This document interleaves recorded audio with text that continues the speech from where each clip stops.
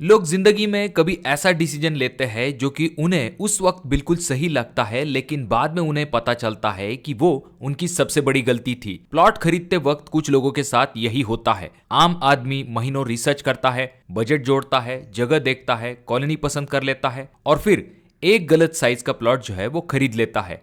और ये गलती तब पता चलती है जब घर बनना शुरू हो जाता है। तब पता चलता है कि मेरे कमरे जो है वो छोटे पड़ रहे हैं, मुझे पार्किंग के लिए जगह नहीं मिल पा रही है, किचन जो है वो ऑकवर्ड जगह पे है और सपनों का जो घर था वो अब कॉम्प्रोमाइज बन चुका है। तो आज के इस वीडियो में मैं आपको बताऊंगा कि जब भी आप प्लॉट लेने वाले हो तो आपके घर के लिए कंफर्टेबल प्लॉट का एरिया कितना होना चाहिए और प्लॉट का साइज जो है वो भी काफी इंपॉर्टेंट होता है, क्योंकि अगर आप सेम एरिया का गलत साइज का प्लॉट चुन लेते हो तो ऐसे में आपको घर बनाने में भी काफी दिक्कतें होती है। तो आज के इस वीडियो में और भी कुछ चीजें कवर होंगी, जैसे कि कौन से प्लॉट आपको बिल्कुल भी नहीं लेने हैं और इसके पीछे क्या कारण है, और कौन से ऐसे प्लॉट साइज है जो कि टीयर 2 टीयर 3 सिटी के लिए सबसे बेस्ट ऑप्शन बन के सामने आते हैं, और कौन से ऐसे प्लॉट है जहां पर लोग ज्यादातर धोखा खाते हैं और उन्हें काफी ज्यादा दिक्कतों का सामना करना पड़ता है। और इस वीडियो के एंड में मैं आपको एक ऐसी 3 पॉइंट चेकलिस्ट दूंगा जो आप प्लॉट को देखने जाने से पहले आपको हमेशा याद रखनी चाहिए। अब देखिए दोस्तों, हर एक एरिया में प्लॉट का साइज जो है वो अलग अलग हिसाब से बताया जाता है। कुछ जगह पर आपको गज,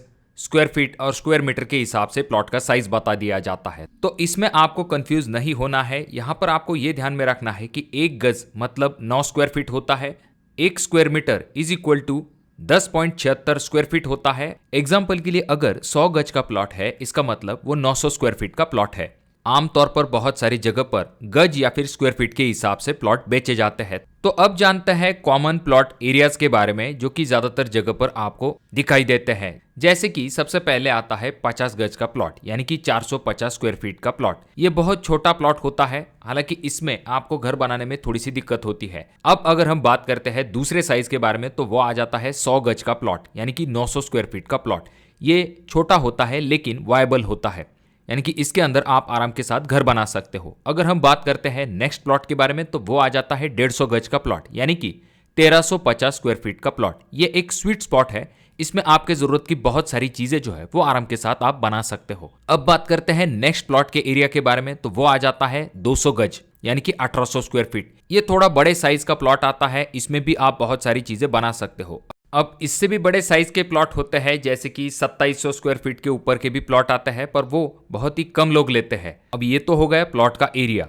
अब अगर हम बात करते हैं प्लॉट के साइज के बारे में, यानी कि कितने फीट बाय कितने फीट का आपको प्लॉट लेना चाहिए, उसके बारे में जानने से पहले हमें यह जानना चाहिए कि कौन से प्लॉट को हमें नहीं लेना चाहिए, यानी कि कौन से प्लॉट से हमें बचना चाहिए। सबसे पहली चीज आ जाती है जो कि है बदगुनिया प्लॉट। ये टर्म शायद आपने पहले नहीं सुना होगा, लेकिन ये काफी इंपॉर्टेंट होता है। अब ये बदगुनिया का मतलब क्या होता है? जब प्लॉट की दोनों साइड, यानी कि सामने वाली जो दो साइड है वो इक्वल नहीं होती है, या फिर कुछ जगह पर प्लॉट की हर एक साइड जो है वो अलग अलग होती है, यानी कि प्लॉट जो है वो एग्जैक्ट स्क्वायर या फिर रेक्टेंगल शेप में नहीं होता है। एग्जाम्पल के लिए अगर आप कोई प्लॉट लेते हो जिसकी डेप्थ एक साइड की 60 फीट है और दूसरे साइड की 50 फीट है, तो इस तरह का जो प्लॉट होता है इसे भी आप बदगुनिया प्लॉट कह सकते हो। या फिर कुछ जगह पर ऐसा होता है कि फ्रंट की जो साइड है वो 30 फीट होती है और पीछे जाकर जो विड्थ है वो 15 फीट रह जाती है, यानी कि प्लॉट जो है ट्रायंगल जैसा बन जाता है। तो ये भी एक प्रॉब्लम होती है। तो इस तरह के प्लॉट में दिक्कत क्या होती है? देखिए दोस्तों, इस तरह के जो प्लॉट होते हैं उनका एरिया आपको थोड़ा सा बड़ा दिखाई देता है, पर इसमें कोनों में काफी जगह जो है वो वेस्ट हो जाती है। ना उन कॉर्नर में आप रूम बना सकते हो, ना कोई स्टोर, ऐसी जगह जो है वो वेस्टेज चली जाती है। तो यहां पर इंजीनियर को क्या करना पड़ता है, डिजाइन खराब ना हो इसके लिए आपका घर जो है उसे तो एग्जैक्टली स्क्वायर या फिर रेक्टेंगल शेप में बनाना पड़ता है। तो इसी वजह से जो कॉर्नर्स है वो छूट जाते हैं और आपका घर जो है वो सही तरीके से बन पाता है। फिर भी ये चीज करना थोड़ा सा डिफिकल्ट होता है। तो इसीलिए अगर पॉसिबल है तो आपको प्लॉट लेने से पहले चारों बाजू का नाप जरूर लेना चाहिए। अपोजिट साइड, यानी कि जो सामने वाली साइड्स होती है उनका मेजरमेंट जो है वो सेम आना चाहिए। यानी कि अगर एक साइड 30 फीट है तो उसकी सामने वाली साइड भी 30 फीट ही आनी चाहिए। हालांकि प्रैक्टिकली अगर कुछ इंचेस का फर्क है तो ये चल सकता है, यानी कि 5-7 इंच का अगर फर्क है या फिर 1 फीट तक का फर्क है तो वो चीजें चल सकती है।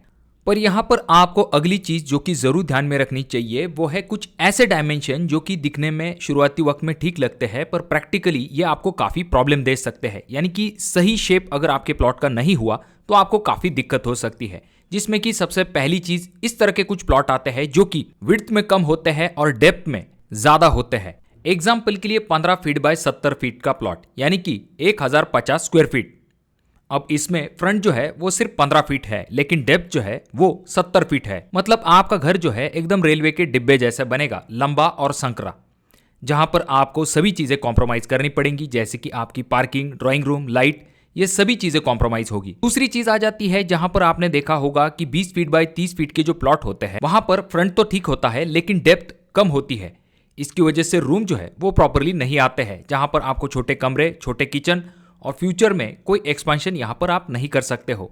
अब बात करते हैं तीसरे प्लॉट के टाइप के बारे में, जो कि है 15 फीट बाय 30 फीट। पहली चीज, ये प्लॉट का साइज जो है वो काफी कम है। यहाँ पर अगर आप आगे के तरफ गेट लगाते हो तो पीछे कुछ नहीं बचता है। तो ऐसे घरों के जो रूम होते हैं वो काफी छोटे होते हैं। तो अगर पॉसिबल है तो आपको इस तरह के जो साइजेस है उनको अवॉइड करना चाहिए। हालांकि आपको ये भी ध्यान में रखना पड़ता है कि अगर जगह काफी प्रीमियम है तो ऐसी चीजें मैटर जल्दी नहीं करती है, क्योंकि लोग जो है जहां पर प्रीमियम जगह होती है वहां पर अलग अलग टाइप के प्लॉट साइज में भी कॉम्प्रोमाइज कर लेते हैं। तो वहां पर आपको प्लान जो है काफी सटीक तरीके से बनाना पड़ता है। तो यहाँ पर हम बात कर रहे हैं कि शुरुआती वक्त में आपको थोड़ा सा कंफर्टेबल प्लॉट लेना है, शहर से थोड़ा सा साइड में होगा पर अच्छे तरीके से लेना है।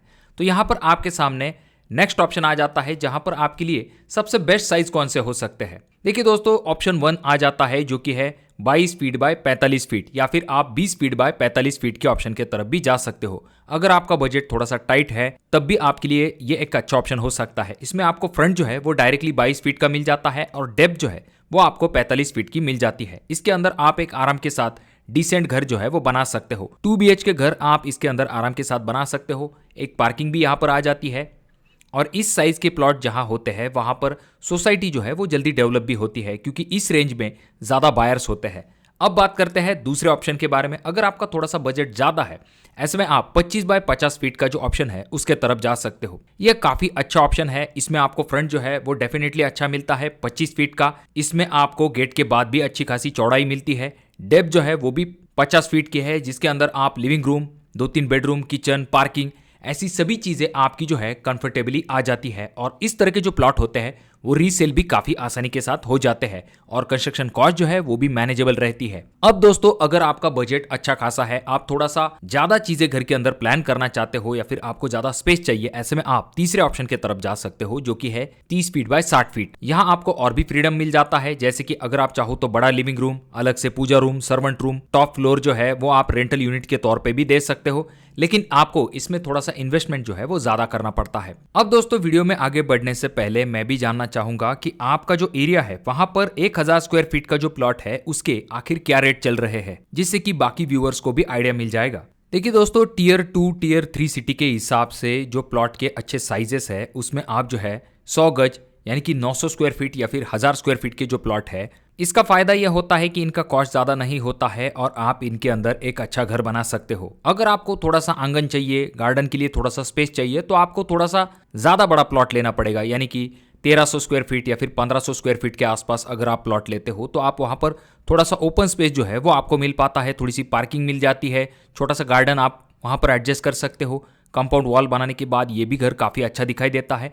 ऊपरी मंजिल आप बढ़ाते हो, ये बात सच है, पर आपको ग्राउंड भी थोड़ा सा बड़ा चाहिए होता है, क्योंकि पार्किंग या फिर बाकी चीजों के लिए आपको थोड़ी सी स्पेस जरूर चाहिए होती है। क्योंकि आजकल जनरली लोग घर जो है वो 2 BH बनाते हैं, जिसमें कि उनका एक पोर्च भी होता है। तो ऐसी चीजों के लिए आपका जो लैंड है वो सही साइज में और सही एरिया का होना चाहिए, जिससे कि चीजें जो है आप कंफर्टेबली बना सको। अब आप कमेंट करके ये जरूर बताइए कि आपके हिसाब से सबसे बेस्ट प्लॉट का साइज जो है वो क्या है और कितने एरिया वाला प्लॉट जो है आप लेना पसंद करोगे। यहाँ पर और एक इंपॉर्टेंट पॉइंट आ जाता है कि जब भी आप प्लॉट लेने वाले हो तो रोड की जो विड्थ है वो भी आपको ध्यानपूर्वक देख लेनी चाहिए। कहीं ऐसा ना हो जाए कि प्लॉट जो है वो तो काफी अच्छा है पर रोड काफी छोटा है, यानी कि प्लॉट काफी बड़ा है और रोड आपका सिर्फ 10 फीट है। तो ऐसे में देखिए दोस्तों, एक गाड़ी अगर लग जाती है तो दूसरी गाड़ी वहां से पास होना काफी डिफिकल्ट होता है। तो इसीलिए रोड की जो विड्थ है वो कम से कम 20 से लेकर 30 फीट तक अगर होती है तो आपको काफी आसानी हो जाती है। क्योंकि जब भी आप प्लॉट लेते हो आपको रहने के लिए या फिर अगर आप भविष्य में सेल भी करना चाहते हो तो ऐसे में रोड की जो विड्थ है वो काफी मैटर करती है। तो इस चीज के तरफ भी आपको ध्यान देना चाहिए। हालांकि प्लॉट लेते समय और भी कुछ इंपॉर्टेंट डिटेल चीजें होती है, उसके बारे में हम इस वीडियो में बात नहीं करेंगे। अगर आप चाहते हो उसके रिलेटेड एक सेपरेट वीडियो कि कौन से लोकेशन पे लेना चाहिए, प्लॉट का रेट किस तरह से फाइनल करना चाहिए, डॉक्यूमेंट किस तरह से देख लेने चाहिए, इस तरह की चीज़ें अगर आप जानना चाहते हो तो कमेंट जरूर कीजिए, तो उसके ऊपर भी मैं वीडियो बनाने की जरूर कोशिश करूंगा। तो वीडियो अगर आपको अच्छी लगी हो तो जरूर इसे लाइक कर दीजिए, बहुत ज़्यादा ही अच्छी लगी हो तो अपने दोस्तों के साथ जरूर शेयर कीजिए, और ये जो दोनों वीडियो है इनमें से कोई एक वीडियो आपके जरूर काम में आ सकती है।